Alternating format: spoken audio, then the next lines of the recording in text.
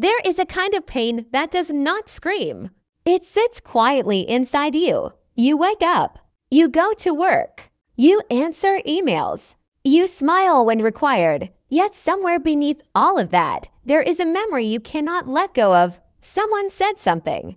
Someone betrayed your trust. Someone never apologized.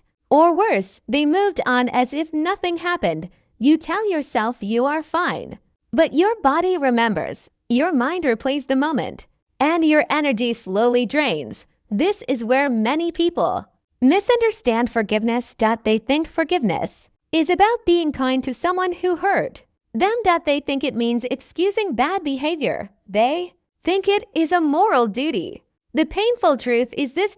True forgiveness has nothing to do with the other person. It has everything to do with what you are carrying inside. And that is why it is so difficult. And that is also why it can set you free. In everyday life, especially in modern societies, people are under constant pressure, deadlines, financial stress, family responsibilities, social expectations, and on top of all that, unresolved emotional wounds. Psychologists have long observed that unresolved anger often shows up as chronic stress. Not dramatic breakdowns, but quiet exhaustion, tight shoulders, shallow breathing, constant mental noise.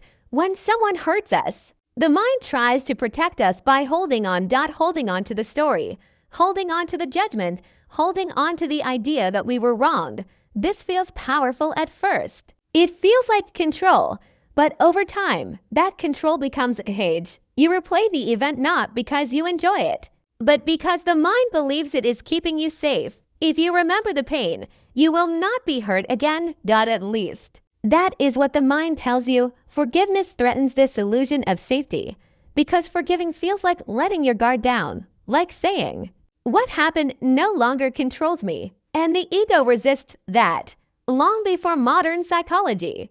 Eastern philosophies observed this pattern with clarity. In early Buddhist teachings, suffering is described not as punishment, but as attachment. Attachment to outcomes, attachment to identity, attachment to stories about ourselves and others. The Buddha used a simple metaphor. Holding onto anger is like holding a burning coal with the intention of throwing it at someone else. You are the one who gets burned first. This is not poetic exaggeration. It is a practical observation of the human mind. Anger activates the nervous system. It keeps the body in a low-level fight or flight state. Over time, this contributes to fatigue, irritability, and emotional numbness. Forgiveness, from this perspective, is not a moral act. It is an act of wisdom. Here is something rarely said out loud. You do not forgive because the other person deserves it. You forgive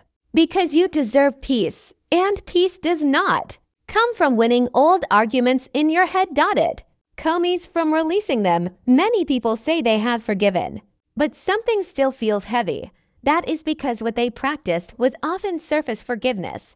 They stopped talking about it. They avoided conflict. They told themselves they were over it. But inside, the body still reacted. A name mentioned, a memory triggered, a familiar tightness returned. True forgiveness goes deeper. In Taoist philosophy, there is a principle called Wu Wei, often misunderstood as an action. It actually means not forcing. Not forcing emotions to disappear. Not forcing yourself to feel noble. Not forcing closure. Instead, you observe what is already happening inside. You notice the anger without feeding it. You notice the sadness without drowning in it. You allow the sensation to rise and fall. This is not weakness. It is emotional maturity. Modern research supports what ancient wisdom already knew. Chronic resentment is associated with higher stress levels, poorer sleep, lower emotional resilience. Again, not because people are broken, but because the nervous system was never meant to stay activated for years. Many adults walk around functioning, but not truly at ease. They are productive, but tense, successful, but restless. They mistake this state for normal. Eastern traditions remind us that calm is not laziness. Calm is clarity, and clarity allows better decisions. better relationships, and better work. This is where forgiveness quietly becomes a productivity practice, not in a hustle culture sense, but in a human sense. When the mind is not busy defending old wounds, it becomes available for the present moment. One of the hardest realizations is this: you cannot change the past. You cannot rewrite someone else's behavior. You cannot force an apology, but you can change how much space that memory occupies in your inner world. Zen teachings often point to this idea through direct experience. When you stop resisting what already happened, the mind relaxes, not because you approve of it, but because you stop fighting reality. This is freedom inside, not dramatic, not loud, but deeply stabilizing. It shows up as a quieter mind, a softer reaction, a sense that you no longer have to prove anything to anyone. True forgiveness does not begin with words. It begins with awareness. When a painful memory arises, notice what happens in your body. Do not analyze it immediately. Do not judge yourself for feeling it. Simply notice. Over time, something shifts. The emotion loses its grip, not because you suppressed it, but because you saw it clearly. Forgiveness then happens naturally, not as a decision, but as a release. If this resonates, sit with it. You do not need to rush forgiveness, but you can stop feeding the pain. Freedom is not found by changing others. It is found by changing what you carry. If you found value in this reflection, take a moment to like the video, subscribe for more insights where ancient wisdom meets modern stress.